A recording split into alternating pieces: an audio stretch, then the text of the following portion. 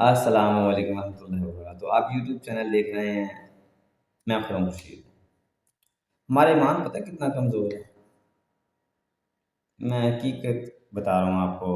جتنا میرا انالیسز ہے، جتنا کچھ میں نے دیکھا کہ آج America, Australia, Canada, New land, جرمنی، فرانس، برطانیہ، انگلینڈ، آئرلینڈ، اگر آج یہ ملک اعلان کر دیں گے پاکستان سے 10 15 لاکھ بندہ لیں گے، وہ جو سب سے زیادہ ایماندار بندے ہوں گے، اور ان پہ کوئی ریسٹرکشن نہیں ہوگی.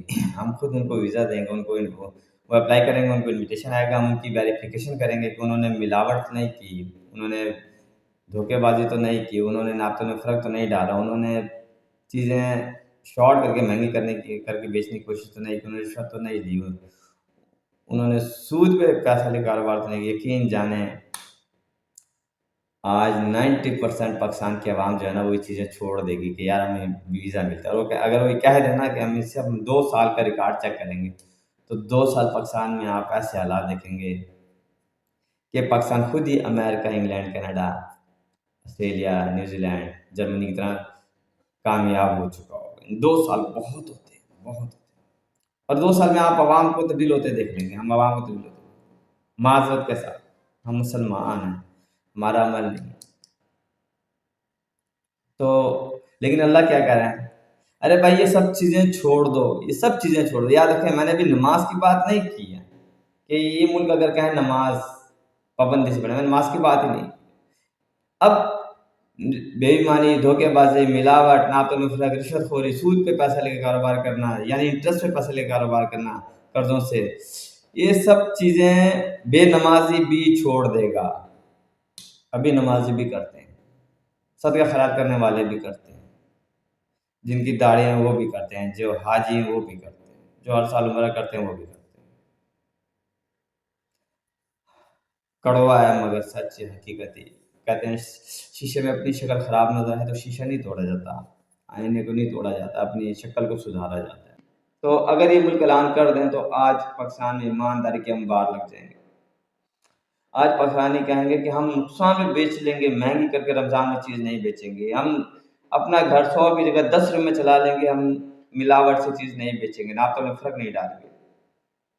اور میرا اللہ کیا کہہ رہا ہے؟ جنت کے سودے ہیں، جنت کے سودے ہیں. تمہاری دعائیں ایسے سنوں گا جیسے اللہ اکبر. حضرت موسیٰ علیہ السلام نے کہا یا اللہ، آپ کہتے ہیں ایک امت آنے والی ہے، اللہ پاک نے کہا اس کی دعائیں ایسے سنوں گا، ہاتھ اٹھائے گی تو قبول کر لوں گا. تو موسیٰ علیہ السلام نے کہا اللہ کون سی امت ہے؟ کہا میرے نبی کی امت ہے، میرے محبوب کی امت ہے، اور اس امت کی دعائیں ایسے سنوں گا جیسے انبیاء کرام کی دعائیں سنتا ہوں. اللہ پاک ہمیں بیشی معاف کرے. تو موسیٰ علیہ السلام حیران ہو گئے. یہ اللہ کے وعدے ہیں، لیکن کیا اللہ کے وعدے اس طریقے سے ہیں کہ ہم بے ایمانی کریں، رشوت خوری کریں، ملاوٹ کریں، دھوکے بازی کریں، ناپتوں میں فرق ڈالیں، اور کیا ہم ایمانداری سے تجارت کر رہے ہیں؟ یہ 5 7 ملک اگر اعلان کر دیں تو ہم ایماندار ہو رہے ہیں. وہ اللہ اعلان کر رہا ہے کہ تم یہ سب عمل، بے ایمانی کے عمل چھوڑ دو، جھوٹ چھوڑ دو.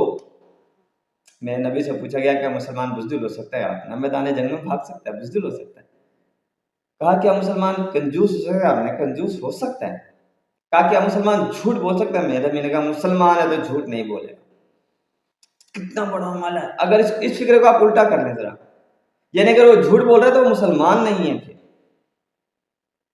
مجھے ایک فکرہ یاد نہیں آ رہا ہے، ایسے کوئی فکرہ حضرت عائشہ نے پوچھا، حضرت وسلم نے کہا کہ عائشہ کہ مانگو کیا مانگتی ہو، پوچھو کیا پوچھتی ہو. تو حضرت عائشہ سوچتے ہیں کہ پھر انہوں نے کہا یا رسول اللہ اپنے ابو سے پوچھوں گی. حضرت ابوبکر سے جب وہ مشورہ کر کے آئیں تو انہوں نے کہا کہ یہ سوال کرو. اس سوال جب حضرت عائشہ نے رسول اللہ نے کیا تو اس سوال میں بڑی لینیٹ بات تھی کہ اللہ کے نبی نے کہا عائشہ اگر ایسا ہو جائے تو ایسے مسلمانوں کی خوشی ہو جائے گی.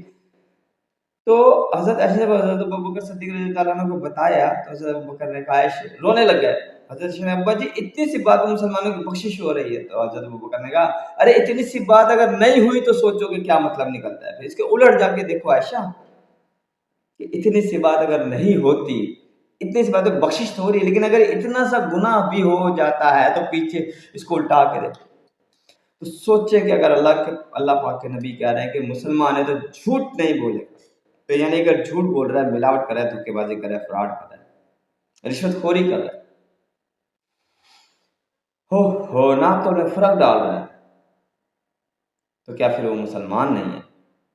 اللہ ہمیں ہدایت کی توفیق دے. اللہ کرے تمہاری دعائیں سنوں گا. اللہ پاک کہہ چکے ہیں حضرت موسیٰ کو کہ ایسی امت آنے والی ہے جس کی دعائیں انبیاء کرام کی طرف سنوں گا. کھوٹ ہم میں ہے، کھوٹ ہم میں ہے. صحیح ہے نا؟ ہم آج حکمرانوں کو گالیاں دیتے ہیں، برا بھلا کہتے ہیں. ہم ایماندار ہیں کیا ہم سچ بولتے ہیں؟